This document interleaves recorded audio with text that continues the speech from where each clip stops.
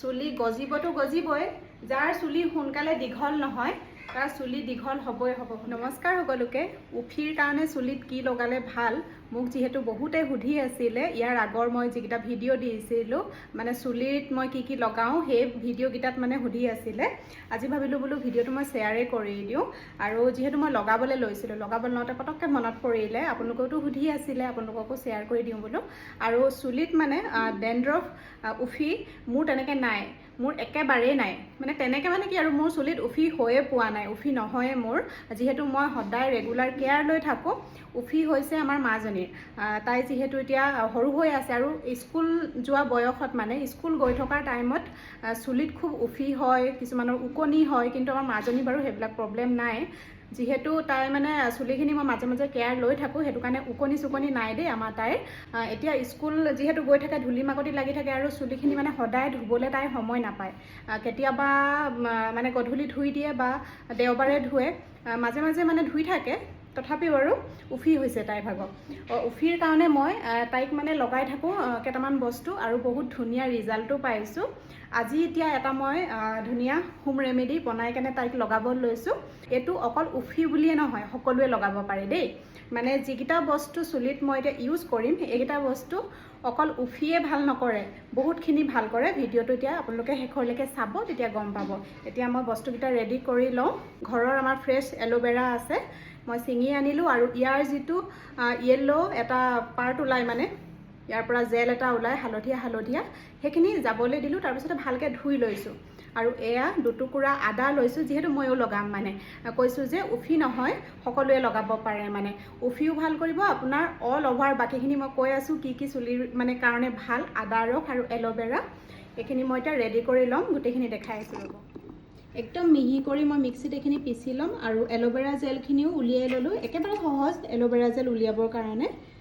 এইখিনি মই এক্সট্ৰাকৈ পিচিম। আদাখিনি পিচি হোৱাৰ পাছত এল'ভেৰাখিনি পিচি, আদা ৰসখিনি একেবাৰে মিহি কৰি মই পিচি ল'লোঁ। আৰু ইয়াত পিছোঁতে মই অকণমান পানী দিছোঁ, পানী নিদিয়াকৈ ভালকৈ পিছা নাযাব যে, সেইটো কাৰণে পানী দিছোঁ। আৰু এইখিনি এতিয়া মই চেকি ল'ব লাগিব। তলত এটা বাতি থৈছোঁ আৰু ইয়াৰ ওপৰতে এখন চাফা ৰুমাল দিছোঁ।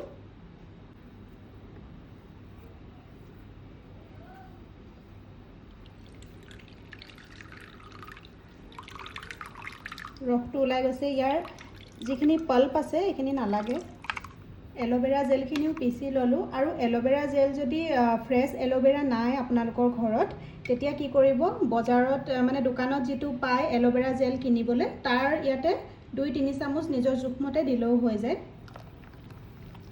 এইখিনি মই এতিয়া ইয়াতে দি দিলোঁ। এইখিনি ভালকৈ এতিয়া মিক্স কৰি ল'ম। আদা আৰু এল'ভেৰা ৰসখিনি ধুনীয়াকৈ মই এয়া কটনৰ বল এটা লৈ লৈছোঁ। এতিয়া মাজনী চুলিত প্ৰথমতে লগাম, তাৰপিছতে মই লগাম। আৰু আদা ৰস লগালে মানে আমাৰ চুলিৰ গুৰিবিলাক ষ্ট্ৰং হয় আৰু চুলি গজে। যাৰ চুলি নগজে খুব সহজে, আদা ৰস অকল চুলি গুৰিত লগাবচোন। যিখিনি জেগাত মানে চুলি পাতল হয়, সেই ঠাইখিনিত আপুনি কণ্টিনিউ সপ্তাহত 2 দিনকৈও লগাওক, আপুনি 1 মাহত ৰিজাল্ট পাবই পাব। মানে চুলি গজে, তাৰপিছতে চুলি সৰা বন্ধ কৰে, লগতে আমাৰ উফি নাইকিয়া কৰে। উফিৰ কাৰণে এইটো মানে আদা ৰসটো একেবাৰে 1 নম্বৰ বস্তু। মানে উফি 1 মাহতে শেষ হয়। মাজনী বহুত কমিলে, এয়া তাইৰ কিমান আছিল উফি মানে ঠিকনা নাই আৰু ন। মাজনী বহুত উফি আছিলে। এতিয়া মই এয়া এপ্লাই কৰি থাকোঁ মাজে মাজে। আৰু এটা আছে ৰেমেডি, সেইটো মই বেলেগ এটা ভিডিঅ'ত দেখাম বাৰু কি কি আৰু লগাওঁ তাইক।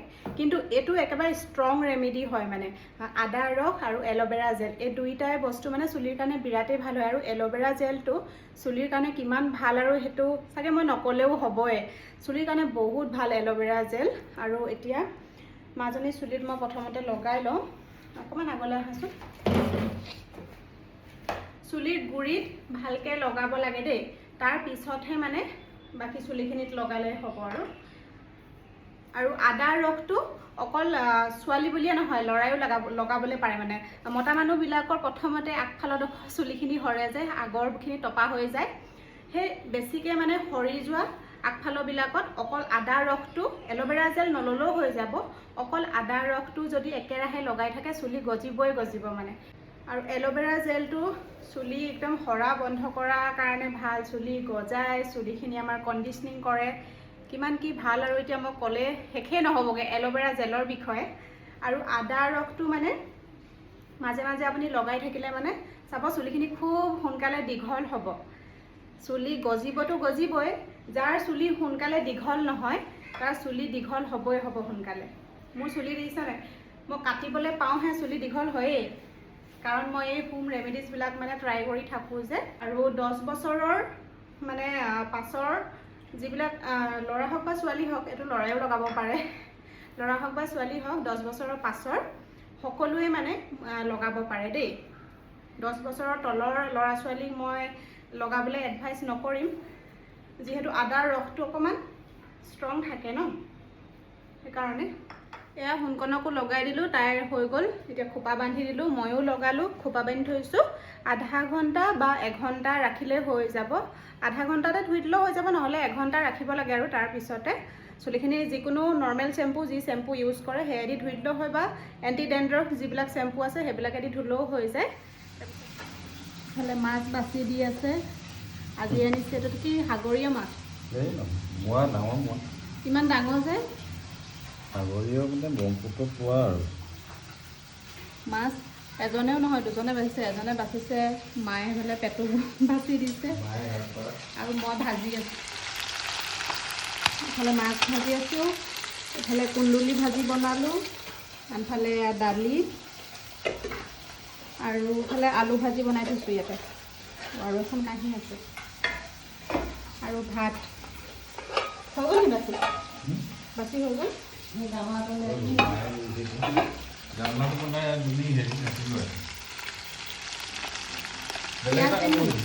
পিঁয়াজ দিম নি?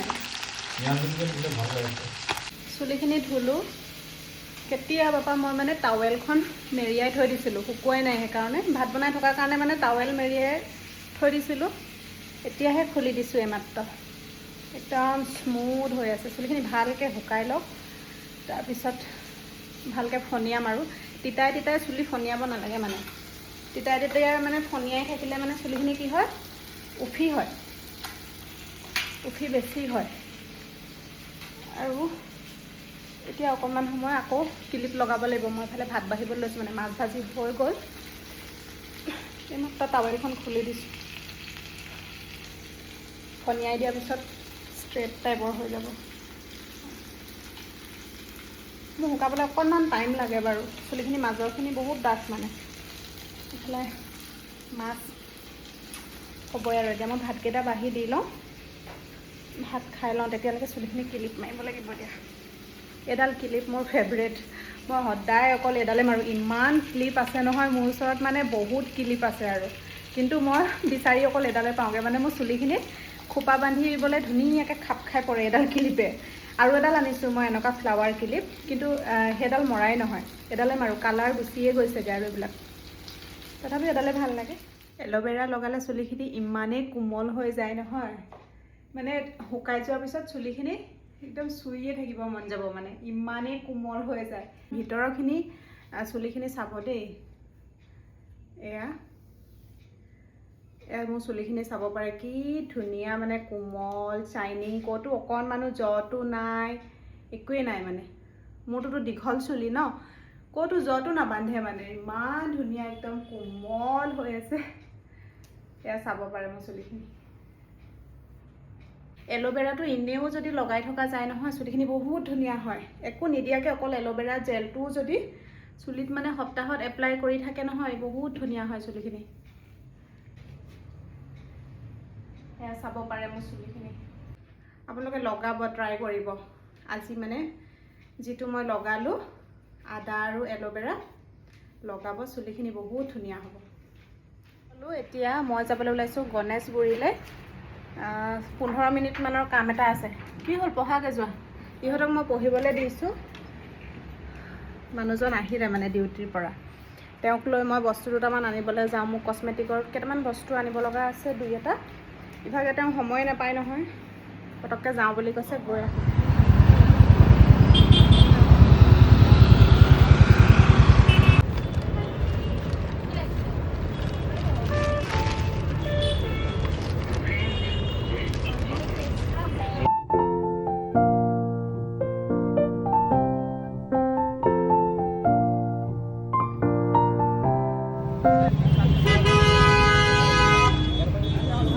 দুইটাৰে কোৱালিটিটো বেলেগ বেলেগ নে কিনো?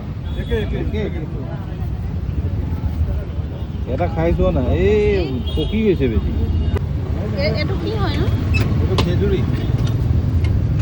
এইটো বাহিৰৰ নেকি খেজুৰটো? চদি আৰু বৰ সেইকাৰণে ইমান ডাঙৰ ডাঙৰ। আমাৰ লোকেলটো ইমান ডাঙৰ নহয়। আমাৰ লোকেলো ডাঙৰ হয়, আছে।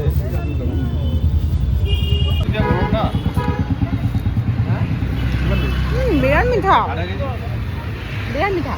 খেজুৰটো খেজুৰ কিমান টকা? 120 টকা পোৱা।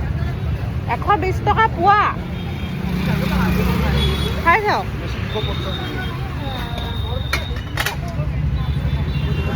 চদি আৰবৰ